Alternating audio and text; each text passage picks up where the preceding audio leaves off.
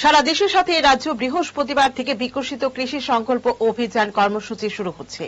29 মে থেকে 12 জুন পর্যন্ত চলবে এই কর্মসূচি। বুধবার মহাকরণের সাংবাদিক সম্মেলন করে কথা জানান রাজ্যের কৃষিমন্ত্রী রতনলাল নাথ।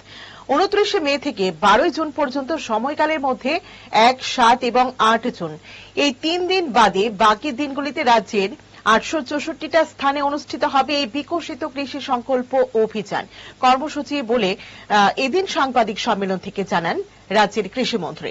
রাজ্যে অনুষ্ঠিত হতে যাওয়া এই কর্মসূচির জন্য রাজ্যের প্রতিটি জেলায় গঠিত 3টি করে কমিটি প্রতিদিন 3টি করে ন্যূনতম 200 জন করে কৃষকদের সাথে মিটিং করবে।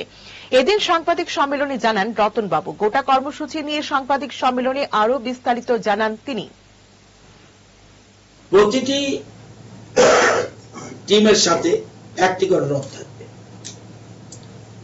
রথে থাকবে কৃষি, হর্টি, ফিশারি এবং এডিডি দপ্তরগুলি ব্যানার সহ বিভিন্ন প্রকল্পের উল্লেখ এলইডি স্ক্রিনের মাধ্যমে প্রচার করা হবে। সাউন্ড সিস্টেমও থাকবে। তৎসঙ্গে কেন্দ্র এবং রাজ্যের বিভিন্ন প্রকল্পে প্রচার পত্রিকা বিলি করা হবে।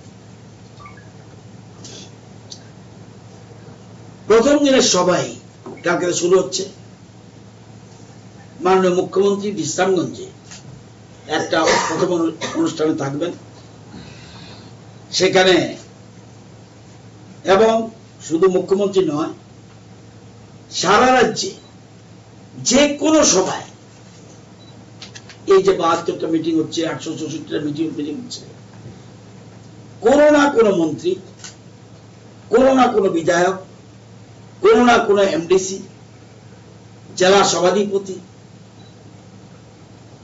বা পঞ্চায়েত সমিতি বা বিএসসি সকল স্তরের জনপ্রতিনিধিরা থাকবে। এবং আমি সবার কাছে অনুরোধ করছি যে এই কৃষি অভিযান, বিকশিত কৃষি সংকল্প অভিযান যেটা, এটাকে সাকসেস করার জন্য।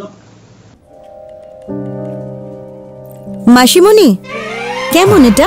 সো প্রিটি, পিওর সিল্ক না? ম্যাম, সিল্ক মার্ক ট্যাগও আছে। আমাদের exclusive design, hand woven in Banaras. এই ময়ূরের ডিজাইনটা বিউটিফুল। এখানে 100টা ময়ূর আছে। এটা বানাতে বেশ কয়েক মাস লেগেছে। এত বেশি ময়ূর যখন, দামও তাহলে? ময়ূর বেশি, কিন্তু দাম বেশি না।